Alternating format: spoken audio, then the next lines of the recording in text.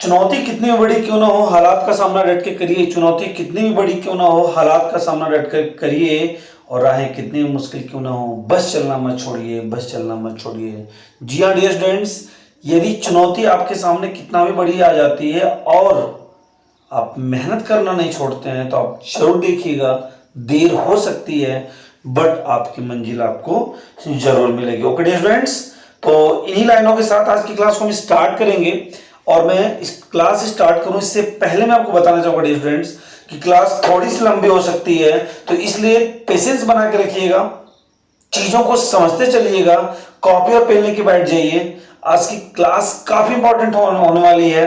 आप class 9th 10th 11th 12th UP board या CBSE board के स्टूडेंट्स हैं, या फिर आप किसी कॉम्पिटेटिव एग्जाम की तैयारी करते हैं जिसमें इंग्लिश आपसे पूछा जाता है, और ये वाला पोर्शन जो आज टॉपिक में पढ़ाने जा रहा हूं यदि ये पूछा जाता है डियर स्टूडेंट्स, तो ये काफी इंपॉर्टेंट क्लास है। तो आप जरूर इस क्लास को करिए, और मैं यही कहना चाहूंगा कि आप क्लास को अंत तक जरूर करिएगा। ओके, आज का टॉपिक मैं आपको बताना चाहूंगा डियर स्टूडेंट्स, आज का जो टॉपिक है वो एक्टिव वॉइस पैसिव वॉइस का है। पहली क्लास है उसकी, ध्यान से देख सकते हैं, एक्टिव वॉइस या पैसिव वॉइस पहली क्लास है। एक मैंने सीरीज शुरू की है, सफलता सीरीज। उस सफलता सीरीज के अंतर्गत ये पहला टॉपिक है, उसकी पहली वीडियो है। तो आप लोग वीडियो के साथ, इस चैनल के साथ जरूर बने रहिए, अपना प्यार दीजिएगा, अधिक से अधिक दोस्तों को भी शेयर कर दीजिए, ताकि और अधिक से अधिक आपके फ्रेंड्स इस वीडियो के साथ जुड़ सकें, इस क्लास के साथ जुड़ सकें। ओके डियर स्टूडेंट्स, तो स्टार्ट करते हैं आज की वीडियो को। पहला यहाँ पे पॉइंट हमें समझना क्या है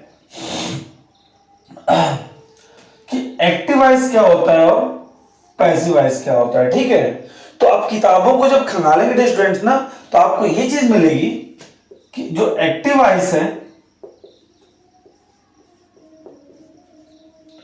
ये जो वाक्य होता है कर्ता प्रधान वाक्य होता है।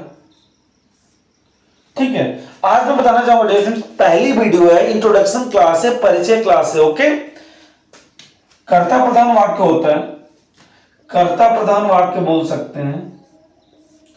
जो पैसिव है डियर स्टूडेंट्स,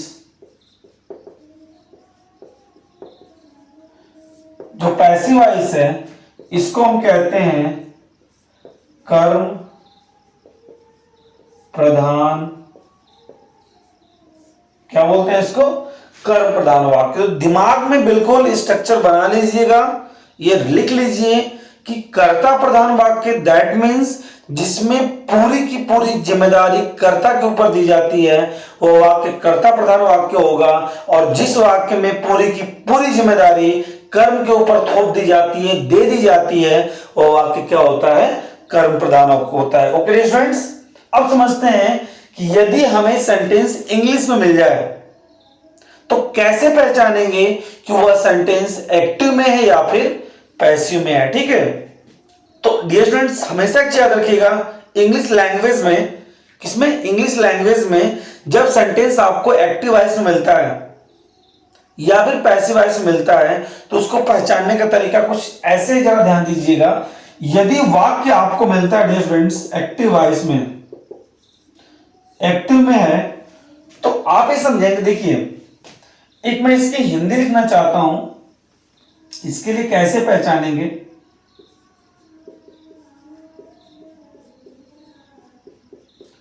जैसा कर्ता वैसी ही क्रिया।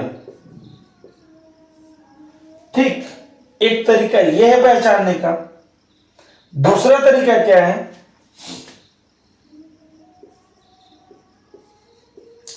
जैसी सहायक क्रिया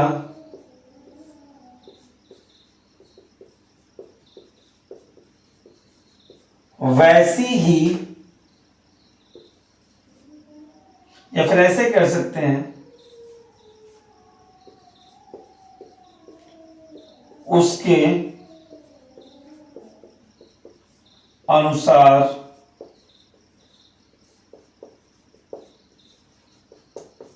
मुख्य क्रिया। ये तरीके हैं आपको क्या पहचाने स्टूडेंट्स, एक्टिव वॉइस। जरा इसमें जरा ध्यान दीजिएगा, मैंने पहला पॉइंट लिखा था जैसा कर्ता वैसी ही क्रिया। इसका स्ट्रक्चर कुछ ऐसे होगा स्टूडेंट्स, इसको हम फर्स्ट मान लेते हैं। देखिए फर्स्ट वाले में क्या होगा, ये आपका सेकंड हो जाता है। तो इसमें क्या है, देखिए सब्जेक्ट आपको मिलेगा, ठीक। वह सब्जेक्ट सिंगुलर भी हो सकता है, प्लूरल भी हो सकता है, राइट, क्लियर इतना। अब इसके साथ सिर्फ मेन वर्ब आएगी, ठीक, क्या आएगी, मेन वर्ब आएगी। और मेन वर्ब वो कौन कौन सी हो सकती है, फर्स्ट हो सकती है या फिर फिफ्थ हो सकती है। अब मैं आपको बताना चाहूंगा डियर स्टूडेंट कि जो फर्स्ट फॉर्म होती है ये प्लूरल होती है, और जो फिफ्थ फॉर्म होती है वो क्या, सिंगुलर होती है।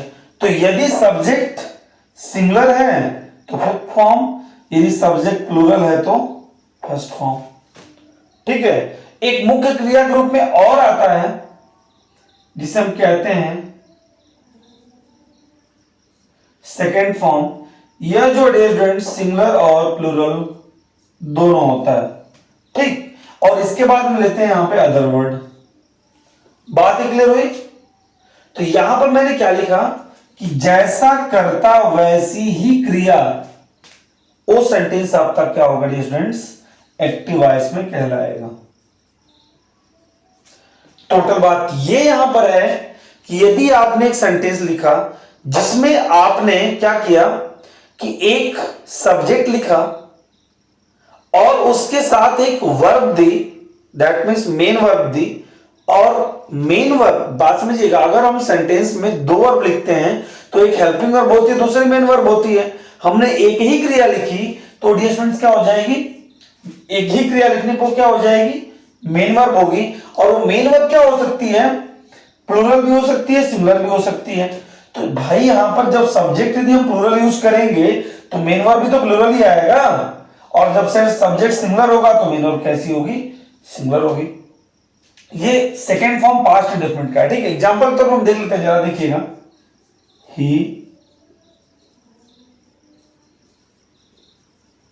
ही सिंग्स ए सॉन्ग, और यहां पे हम लेते हैं प्लूरल के लिए दे सिंग ए सॉन्ग। और हम पास्ट इंडेफिनिट के लिए जाएंगे तो कोई भी सब्जेक्ट हो, ही या दे sang ए सॉन्ग, क्लियर है। आप देख सकते हैं सब्जेक्ट यहां सिंगुलर है या प्लूरल है, कोई मैटर नहीं करता, वो आपकी सेकंड फॉर्म आ गई। Is that clear. तो इस कंडीशन में ये वाक्य एक्टिव वॉइस में बोला जाएगा। अब पूछिए, क्वेश्चन करेंगे वहां बैठे बैठे, सर क्यों एक्टिव वॉइस में, क्यों एक्टिव वॉइस में बोला जाएगा। तो इसलिए बोला जाएगा क्योंकि यहां पर जैसा सब्जेक्ट है वैसी ही क्रिया यहां पर आपकी दी हुई है। आप अब आपके दिमाग में सवाल ये उठेगा, सर हम ये नहीं बोल सकते हैं क्या कि जैसी वर्ब वैसा ही सब्जेक्ट। नहीं भाई, बोल सकते हैं, क्योंकि आपने वाक्य की स्टार्टिंग वर्ब से नहीं की है, अपने वाक्य की स्टार्टिंग सब्जेक्ट से की है। Is that clear. आपने वाक्य की स्टार्टिंग जो है ना वो वर्ब से नहीं की है, सब्जेक्ट से की है। इसलिए आप ये कह सकते हैं कि जैसा सब्जेक्ट वैसी ही यहां पर क्रिया है। आई होप क्लियर हो गया डियर स्टूडेंट्स। अब हम समझते हैं कि पैसिव वॉइस क्या होता है। थोड़ा इसको रेस कर देते हैं, ये तो मालूम होगा आप लोगों को। ओके, साथ में आप लोग नोट करते चलिए डियर स्टूडेंट। देखिए अब पैसिव वॉइस कैसे हम पकड़ेंगे,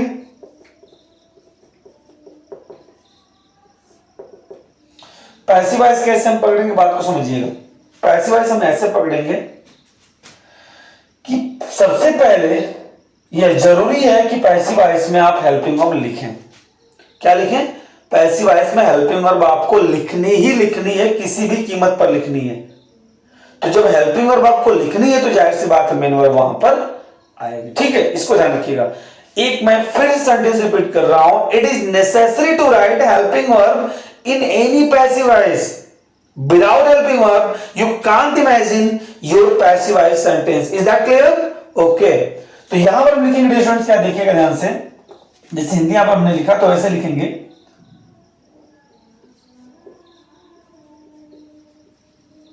सहायक क्रिया के अनुसार मुख्य क्रिया नहीं होती है। बड़ा ही सिंपल सा लॉजिक है डियर फ्रेंड्स। ये बाई हुए के चक्कर छोड़िए कि बाई से पहचानेंगे क्या करेंगे, बट सिंपल सा मुख्य लॉजिक यहां पर क्या है कि मैंने आपसे पहले ही बोल दिया कि भाई पैसिव वॉइस में आपको हेल्पिंग वर्ब देनी ही देनी है, तो हेल्पिंग वर्ब आपको याद करनी पड़ेगी। Is that clear? क्लियर है ना? हेल्पिंग वर्ब आपको चाहिए ही चाहिए। तो जब दिमाग में आपके चीजें चली गई कि नहीं भाई हेल्पिंग वर्ब मुझे चाहिए, तो हेल्पिंग वर्ब के बाद एक और नंबर आता है एक वर्ब का, जिसको हम नाम देते हैं डियर स्टूडेंट्स मेन वर्ब का। क्या नाम देते हैं उसको? हम मेन वर्ब का नाम देते हैं। क्लियर? तो यहां पर मैंने क्या लिखा डियर स्टूडेंट्स कि सहायक क्रिया के अनुसार मुख्य क्रिया नहीं होती है। दैट मीन्स जैसी मेरी सहायक क्रिया होगी उसके अकॉर्डिंग हमारी मुख्य क्रिया नहीं होगी। जैसे यदि हमने इज एम आर लगाया, इज एम आर के साथ तो हमें चाहिए मेन वर्ब की फोर्थ फॉर्म, लेकिन फोर्थ फॉर्म नहीं मिलेगी आपको, वहां पे कुछ और ही मिलेगी। तो क्या मिलेगी? देखिए हेल्पिंग वर्ब कुछ भी हो जाए, हेल्पिंग वर्ब कुछ भी आ जाए, मेन वर्ब हमेशा इसमें मेन वर्ब की कौन सी फॉर्म होती है डियर स्टूडेंट्स? थर्ड फॉर्म होती है। क्लियर है? कौन सी फॉर्म होती है? थर्ड फॉर्म होती है। तो कोई भी सेंटेंस है डियर स्टूडेंट्स, यदि वो पैसिव वॉइस में है तो दो चीजें जरूरी हैं, हेल्पिंग वर्ब कुछ भी हो जाए वहां पे मेन वर्ब की कौन सी फॉर्म आएगी? थर्ड फॉर्म आएगी। क्लियर है? आई होप कि आप समझ गए होंगे इसको। एक चीज और मैं यहां पे समझाना आपको भूल गया था, बट मैं भी आपको समझा दे रहा हूं। सेकंड पॉइंट डियर स्टूडेंट्स, फिर मैं इस पे आ जाऊंगा कि जैसी सहायक क्रिया उसके अनुसार मुख्य क्रिया। जैसे देखिएगा he is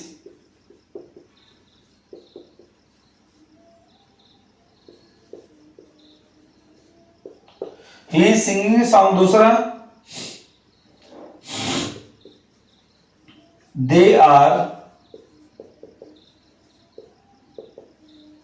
singing a song, they are singing song. देख सकते हैं आप, इसके साथ फोर्थ फॉर्म आती है लगा हुआ है, आर के साथ भी फोर्थ फॉर्म होता है लगा हुआ है। तो एक चीज यहां पर डियर स्टूडेंट्स कि जब सेंटेंस एक्टिव वॉइस में होता है तो बिना हेल्पिंग वर्ब के भी होता है, अर्थात बिना सहायक क्रिया के भी होता है, और सहायक क्रिया और मुख्य क्रिया दोनों होती हैं। अर्थात मुझे यह समझाना है आपको कि यदि सेंटेंस एक्टिव वॉइस में है तो वह सिर्फ एक वर्ब के साथ भी हो सकता है, उस समय उसे मेन वर्ब कहेंगे, और वह सेंटेंस हेल्पिंग वर्ब और मेन वर्ब दोनों के साथ हो सकता है। बट ये आपको ध्यान रखना है डियर स्टूडेंट्स कि दोनों ही केसेस में जो आप सब्जेक्ट लिखेंगे जिसमें सिर्फ मेन वर्ब होगा वह सब्जेक्ट के अनुसार होगा, जिसमें हेल्पिंग वर्ब मेन वर्ब दोनों होगा उसमें हेल्पिंग वर्ब जो होगी वो सब्जेक्ट के अनुसार होगी, और मुख्य क्रिया है जो हेल्पिंग वर्ब के अनुसार होगी। इसीलिए लिखा गया है कि जैसी सहायक क्रिया उसके अनुसार ही क्या होगी? मुख्य क्रिया। तो एक बात तो क्लियर दिमाग में एकदम इमेजिन करिए अभी कि सेंटेंस यदि एक्टिव वॉइस में लिखा है तो उसमें सिर्फ मेन वर्ब भी हो सकता है और उसमें हेल्पिंग वर्ब मेन वर्ब दोनों हो सकते हैं। यदि सेंटेंस में सिर्फ मेन वर्ब है तो वह सेंटेंस में सब्जेक्ट के अनुसार होगा, यदि वह सब्जेक्ट सिंगुलर होगा तो मेन वर्ब भी सिंगुलर होगी, यदि वह सब्जेक्ट प्लूरल होगा तो मेन वर्ब भी क्या होगी? प्लूरल होगी। क्लियर? और उसके बाद क्या है कि हेल्पिंग वर्ब मेन वर्ब दोनों यदि आते हैं एक्टिव वॉइस में, तो उस कंडीशन में सब्जेक्ट यदि सिंगुलर है तो हेल्पिंग वर्ब भी सिंगुलर होगी, और उस हेल्पिंग वर्ब के अनुसार हम मेन वर्ब लगाएंगे। सब्जेक्ट यदि प्लूरल है तो जो हेल्पिंग वर्ब है वो भी प्लूरल होगी, बट उस हेल्पिंग वर्ब के अकॉर्डिंग हम मेन वर्ब यूज करेंगे। तो वही चीज लिखी गई यहां पर है कि जैसी सहायक क्रिया उसके अनुसार मुख्य क्रिया। ठीक, लेकिन जब हम पैसिव की बात करेंगे तो पैसिव में सिर्फ एक ही प्रकार का सेंटेंस आता है जिसमें क्या होता है कि इसमें सहायक क्रिया भी होती है और मुख्य क्रिया भी होती है। अर्थात मैं फिर से रिपीट कर रहा हूं, it can't imagine A passive voice without helping verb. अर्थात हम जो पैसिव वॉइस है उसका बिना हेल्पिंग वर्ब के कल्पना भी नहीं कर सकते, उसमें हेल्पिंग वर्ब हमें चाहिए। ओके, तो आई होप इतने डिस्कशन के बाद आप चीजें समझ गए होंगे। इसमें इसका जरा हम एग्जांपल ले लेते हैं students. He sings a song, तो इसका बनेगा song is sung by him. आप देख सकते हैं स्टूडेंट्स, इसके साथ हेल्पिंग वर्ब है, हमें चाहिए मेन ऑफ की फोर्थ फॉर्म, बट यहां पे क्या लगा है, मेन ऑफ की थर्ड फॉर्म। तो आई होप आपका क्लियर होगा, ये समझ गए होंगे। अगर नहीं समझ में आया स्टूडेंट तो फिर से देखिए, डाउट है तो कमेंट सेक्शन में जरूर पूछिएगा, आप जरूर पूछिएगा, मैं आपका कमेंट जरूर रीड करूंगा और निश्चित रूप से आंसर करूंगा। ओके, चलिए अगला पॉइंट हम चलते हैं इसमें स्टूडेंट्स। अगला पॉइंट है आपका, अगला पॉइंट ये है कि कितने प्रकार के वाक्यों को हम एक्टिव से पैसिव में बदलते हैं। हमारा पॉइंट अगला ये स्टूडेंट्स, कितने प्रकार के वाक्यों को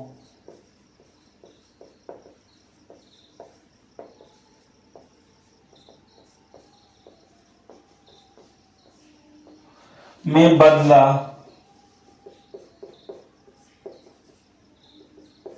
जाता है।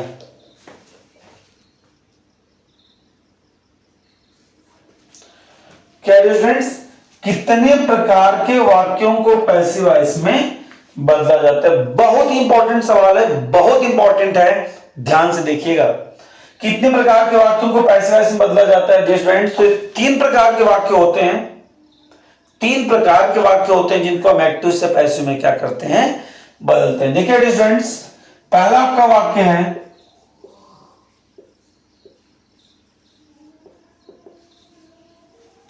असर्टिव सेंटेंस, जिसको हिंदी में कहते हैं साधारण वाक्य। क्या कहते हैं? साधारण वाक्य। दूसरा है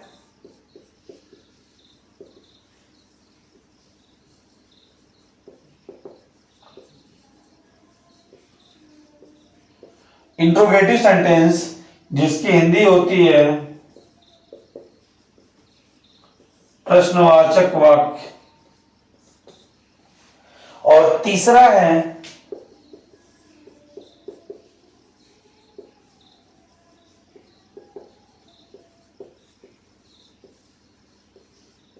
इंपरेटिव सेंटेंस, जिसकी हिंदी होती है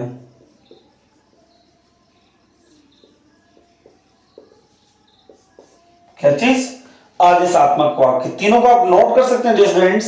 पहला आपका है असर्टिव, दूसरा इंट्रोगेटिव और तीसरा इंपरेटिव। साधारण वाक्य हिंदी होती है असर्टिव की, प्रश्नवाचक वाक्य होती है इंट्रोगेटिव की, और आदेशात्मक वाक्य होती है किसकी? इंपरेटिव की। असर्टिव, इंट्रोगेटिव एंड इंपरेटिव, इन तीन प्रकार के वाक्यों को जो है हम एक्टिव से पैसिव में क्या करते हैं, बदलते हैं। Clear students? ओके, चलिए मिटा दें इसको, चलिए मिटा देते हैं। अगला क्वेश्चन हमारा है स्टूडेंट्स, कितने प्रकार के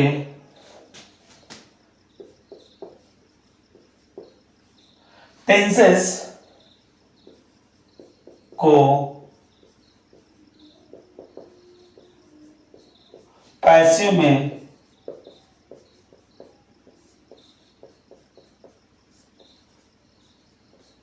बदला जाता है? कितने प्रकार के टेंसेस को पैसिव वॉइस में बदला जाता है? तो आपको पता है स्टूडेंट्स कि टेंस के कितने प्रकार हैं? 3 हैं, और टोटल भाग कितने हैं? 12 हैं। ठीक है, देखिए बात समझिए। यदि हम प्रेजेंट की बात करें,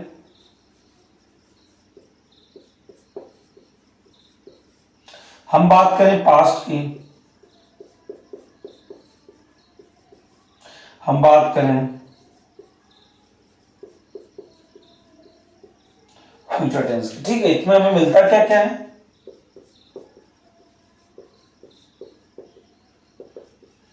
इंडेफिनिट टेंस,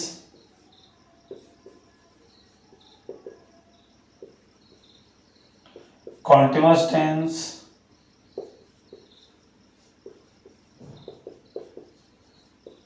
परफेक्ट टेंस,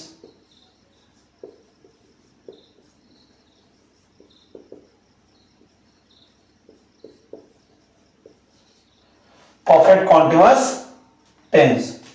तो देखिए, present indefinite, present continuous, present perfect, present perfect continuous, past indefinite, past continuous, past perfect, past perfect continuous, future indefinite, future continuous, future perfect and future perfect continuous. I hope total जो संख्या dear students हमें मिल रही है यहां पे कितनी है? 12 है। 12 में से डियर स्टूडेंट्स यदि हम जो बनाते हैं वो 8 का बनाते हैं, दैट मीन्स 4 का पैसिव वॉइस नहीं बनता है, 8 का बनता है। टोटल मिला के आपके कितने हो गए डियर स्टूडेंट्स? 12। इन 4 का कौन कौन का नहीं बनता है ध्यान दीजिएगा डियर स्टूडेंट्स। यदि हम कॉन्टिन्यूअस में बात करें तो कॉन्टिन्यूअस में फ्यूचर कॉन्टिन्यूअस का नहीं बनता है, ठीक। और 3 हो गए आपके परफेक्ट कॉन्टिन्यूअस टेंस जिनका पैसिव वॉइस नहीं बनता है। क्लियर है? तो टोटल आपके भाग कितने? 12। 12 में से 8 का हम बनाते हैं, अर्थात इंडेफिनिट पूरा बनेगा, कॉन्टिन्यूअस में 2 बनेगा और ये होगा 3, परफेक्ट पूरा बनेगा, दैट मीन्स 3। तो देखिए 3 3 6 to 8, ये टोटल मिलकर आपके कितने हो जाएंगे स्टूडेंट्स? 8। 4 कौन नहीं बनेंगे? एक यहां पे फ्यूचर कॉन्टिन्यूअस और 3 परफेक्ट कॉन्टिन्यूअस, मिलके क्या हो गए आपके? 4।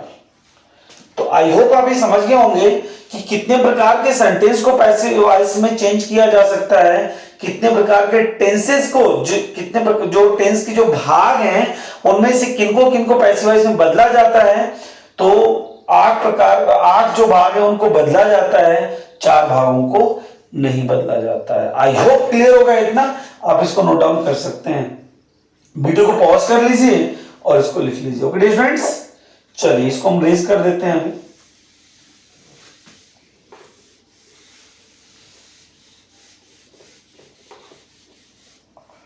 ओके डियर स्टूडेंट्स, इसको भी मिटा देते हैं। अगला क्वेश्चन है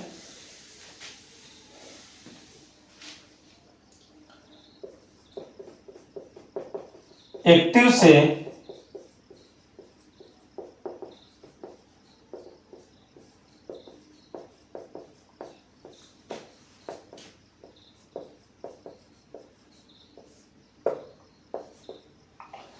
एक्टिव से पैसिव में बदलने के नियम, अर्थात नियम क्या होते हैं स्टूडेंट्स, आपको समझना होगा, मैं बताऊंगा। लेकिन नेक्स्ट वीडियो में, क्योंकि वीडियो ज्यादा लंबे भी हो जाएगी तो आपके लिए समस्या का सबब बन सकते हैं स्टूडेंट्स। तो मैं यही कहना चाहूंगा कि इस वीडियो को इतना डियर स्टूडेंट शेयर करिए ताकि उन साथियों के पास भी वीडियो पहुंचे जिनको इसकी सख्त आवश्यकता है और वो बोर्ड एग्जाम देने जा रहे हैं। डियर स्टूडेंट्स, मैं वीडियो स्टार्टिंग में कुछ नहीं कहा, लेकिन अब तक पेशेंस बना के आप रखे हुए हैं तो मैं आपको एक चीज जरूर कहना चाहूंगा कि रोज शाम 7 बजे आरसी क्लासेस के साथ जुड़ना ना भूलें, क्योंकि आपको ऑथेंटिक मटेरियल यहीं से मिलता है। ओके डियर स्टूडेंट्स, तो मिलते हैं इस वीडियो में, अपना ध्यान रखिए, ज्यादा कुछ ना कहते हो, वीडियो को देखिए और समय बर्बाद किए बगैर अपने लक्ष्य को पूरा करिए। ओके, तो मिलते हैं इस वीडियो में, ध्यान रखिए। जय हिंद, वंदे मातरम।